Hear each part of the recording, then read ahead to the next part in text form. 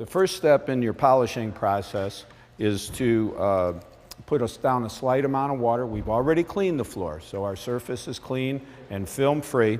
We're going to put down a light amount of water, just enough to keep the dust down and to lubricate the pad so that it runs smoothly over the surface. The key is also you don't want the water to dry out. So if it does start getting a little dry, I will add water to it.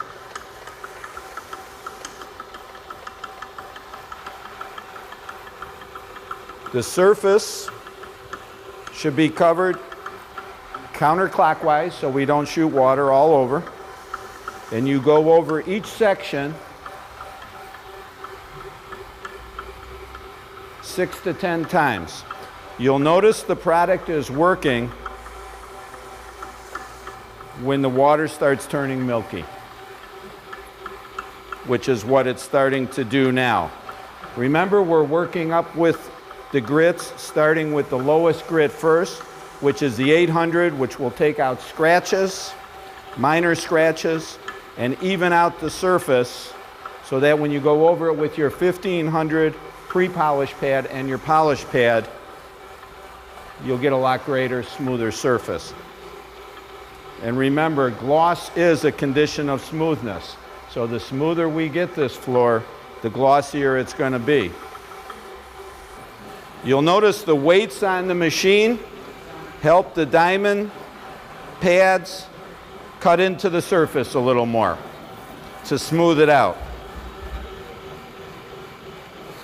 You should have a wet vac to pick up the slurry, or you can use a double bucket system where you have clean water in one bucket and pick your soiled water up with the other bucket. Okay, what we're going to do now is I'm going to pick up this slurry and then we're going to put the gloss meter on it. Let's see if the 800 did indeed smooth the surface out a little bit. We have since rinsed the floor. Now we're going to check our gloss meter to see if we have smoothed the floor out even more. 3.7. We're making improvements.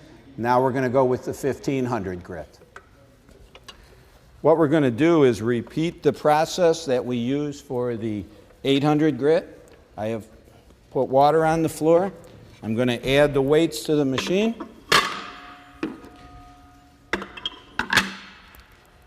And we're going to go in a counterclockwise motion 8 to 10 times over the surface. Take your time. You're dealing with a very hard surface here. It does not respond as fast as you might be used to on vinyl composition floor or a floor finish. And once again, you know the pad is working when the water turns milky, as it's starting to do now. I do not recommend using a high-speed machine for this process, and certainly not a burnisher. Although, if you're doing this on concrete or terrazzo in a wide open area, you could use propane equipment. I'm pretty much done with this area now, going over it 8 or 10 times. I'm going to pick up this slurry, I'm going to rinse it, and we're going to see how our gloss is after using the 1500 grit.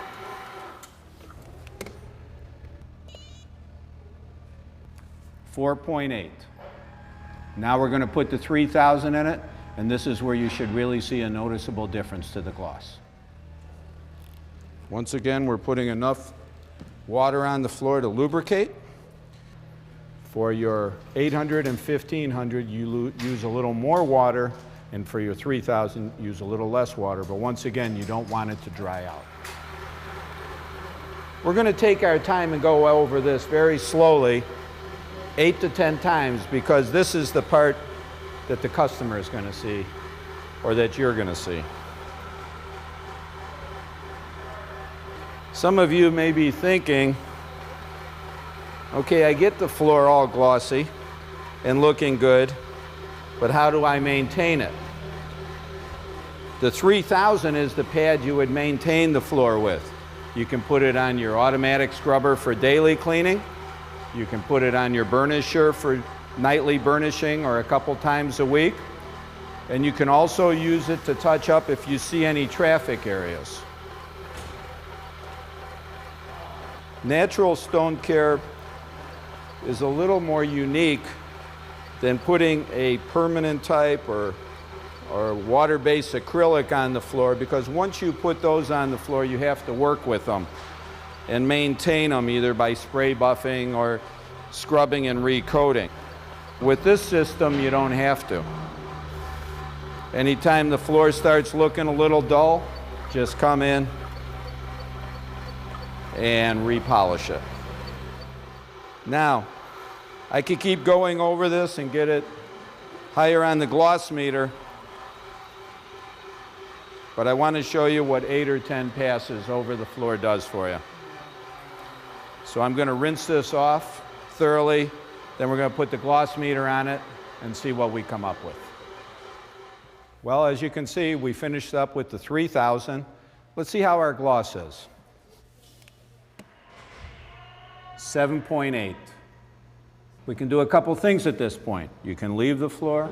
What I recommend doing while you have the floor in the condition you want it, or if you wanted to get it glossier, all you have to do is go over it a few more times and then impregnate the floor with a penetrating sealer.